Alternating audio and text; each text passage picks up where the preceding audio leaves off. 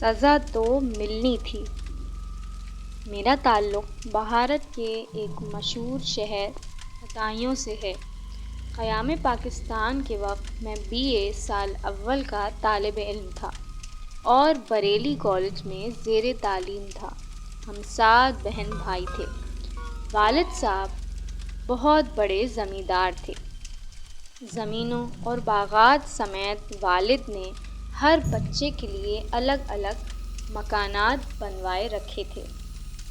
اپنے بہن بھائیوں میں صرف میں پاکستان آ گیا تھا۔ باقی افراد وہیں اسی انداز میں رہ رہے ہیں۔ میں سال میں ایک بار وہاں کا چکر لگایا کرتا تھا۔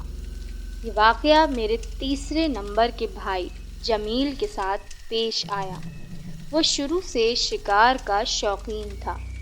بچپن میں غلیل اور بڑے ہونے پر رائفل اس کے ہاتھوں میں ضرور ہوتی۔ میں جب ایک بار بدایوں گھر والوں سے ملنے گیا تو جمیل کو سست پایا۔ پتہ چلا کہ اس کی ہتھیلی پر ایک بڑا سا پھوڑا نکل آیا تھا۔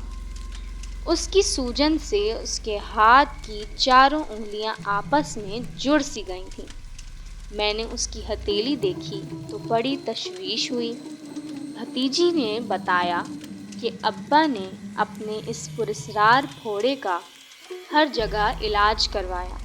جس کسی نے جیسا علاج بتایا اور جس ڈاکٹر یا حکیم کے بارے میں بتایا ابا وہاں گئے، مگر کسی علاج سے انہیں ذرا بھی فائدہ نہیں ہوا۔ بھتیجی نے پھوڑی پر ایک نشان کو دکھاتے ہوئے بتایا کہ یہ بھی ابا کے علاج کے دوران میں ایک حادثہ کا نتیجہ ہے۔ کسی نے ابا کو اس پھوڑے کی جراحی کروانے کا مشورہ دیا۔ ابا شہر کے مشہور جراح کو گھر لے کر آئے۔ میں غسل خانے میں نہا رہی تھی۔ جراح نے پھوڑے کو چیرا تو ابا کے حلق سے ایسی بھیانک آواز نکلی جیسے گائے ذبح ہونے لگی ہے۔ ابا کے پھوڑے کی جراحی ہو گئی مگر اس سے بھی پھوڑے پر کوئی فرق نہیں پڑا اور وہ دوبارہ اسی سائز میں بڑا سا نکل آیا۔ ابا کو پھوڑے کی تکلیف کے ساتھ یہ دکھ بھی تھا کہ وہ اب شکار نہیں کھیل سکتے۔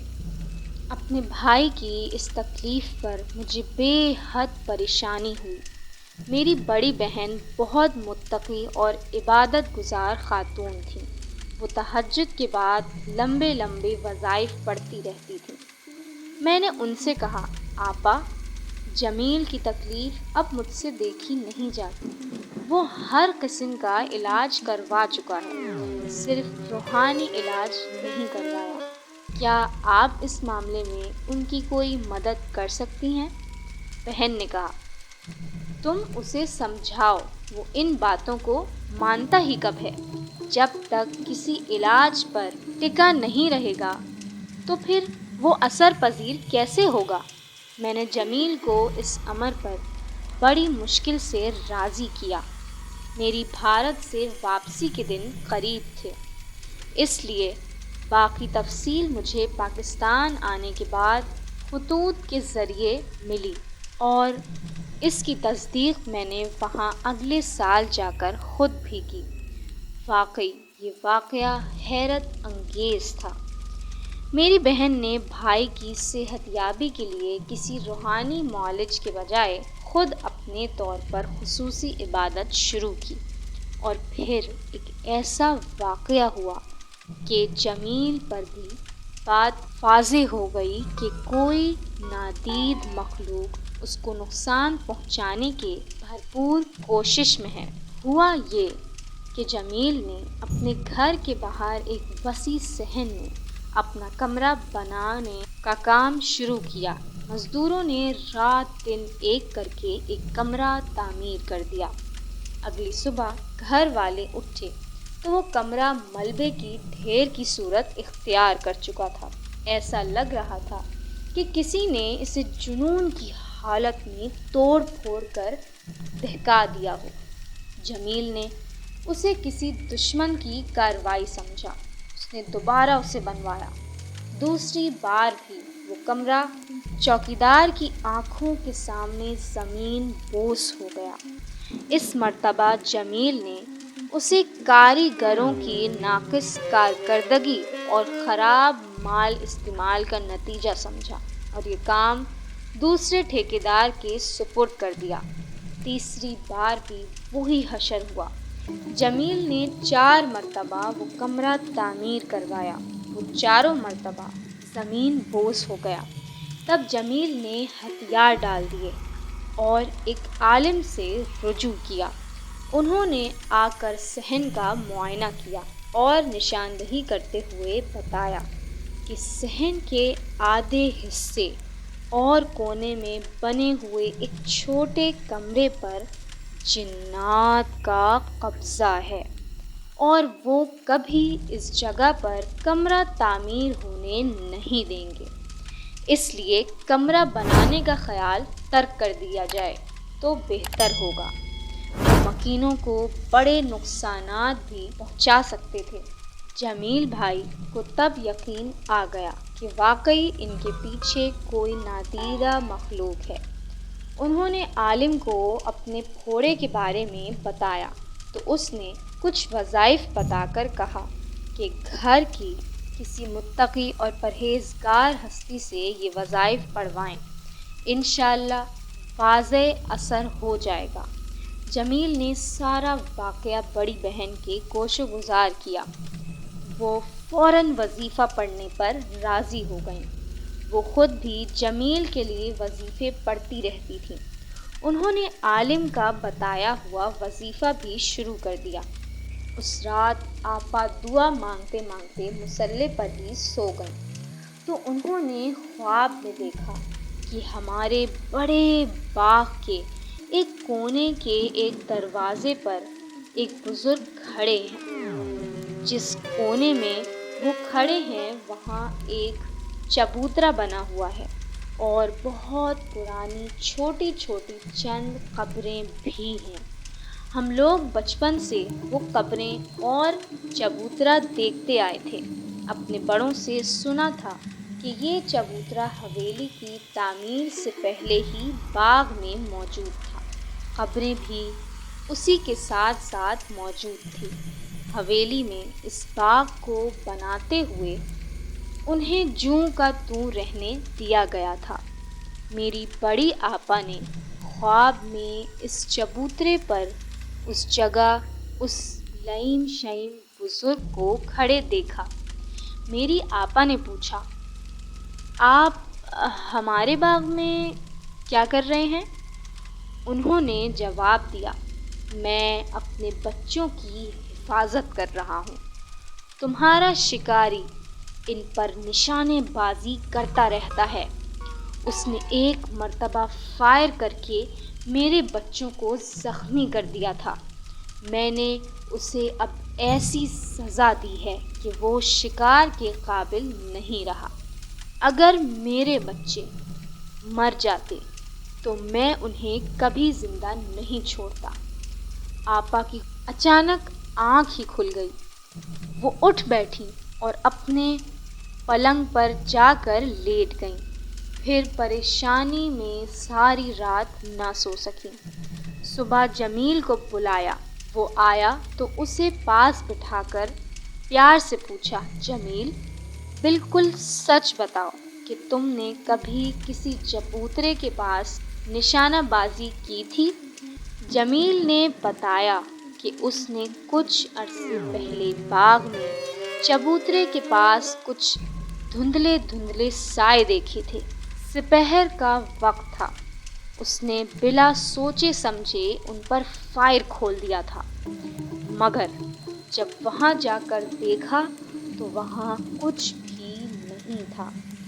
آپا نے کہا، اور پھر یاد کرو تمہاری یہ ہتھیلی کا پھوڑا اس واقعے کے فوراً بعد نمودار ہوا تھا۔ جمیل نے بتایا کہ اس واقعے کے دوسرے ہی روز پہلے اس کا ہاتھ سوجنے لگا اور پھر ہتھیلی پر پھوڑا نکل آیا تھا۔ اب اس کا علاج کیسے ہوگا؟ انہی عالم سے رجوع کیا تو انہوں نے کہا وہ وظیفہ جاری رکھیں۔ وہ بزرگ دوبارہ خواب میں آئیں تو ان کو راضی کرنے کی کوشش کریں۔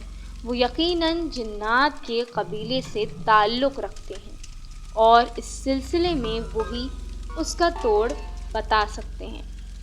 آپا تن من دھن سے جمیل کو اس مصیبت سے نجات دلانے میں لگ گئیں۔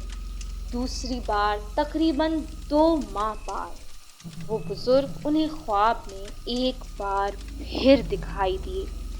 آپا بتاتی ہیں کہ وہ خواب میں نہیں بلکہ غنودگی کے عالم میں دکھائی دیے تھے۔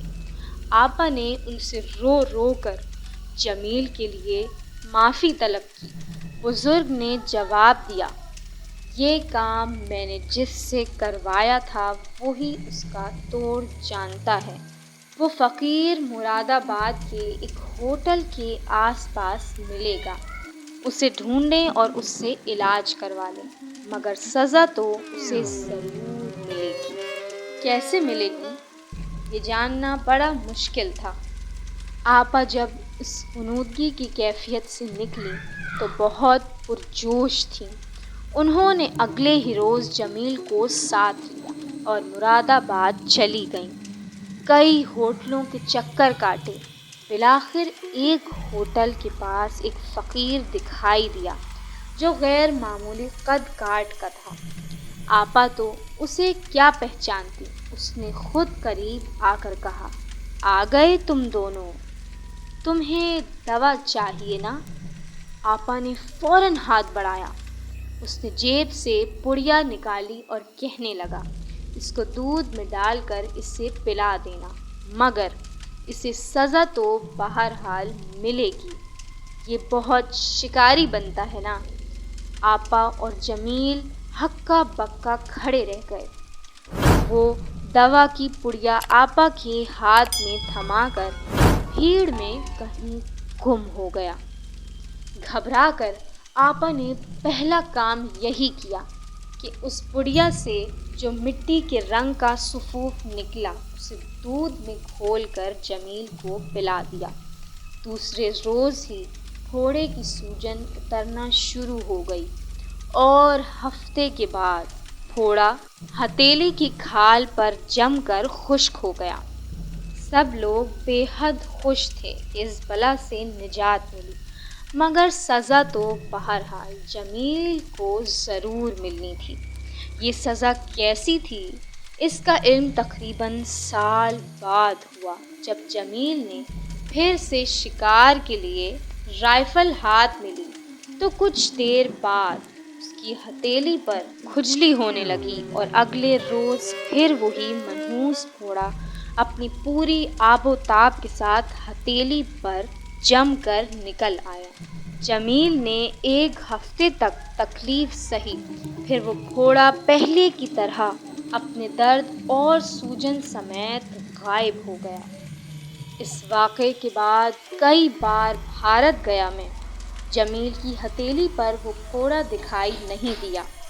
اس نے بتایا کہ سال میں 1 یا کبھی 2 بار وہ سرخ پھوڑا اس کی ہتھیلی پر ضرور نمودار ہوتا ہے اور کچھ روز بعد خود بخود بغیر کسی علاج کے غائب ہو جاتا ہے۔ شاید یہی وہ سزا ہے جس کا آپا کے خواب میں اس بزرگ نے اشارہ کیا تھا۔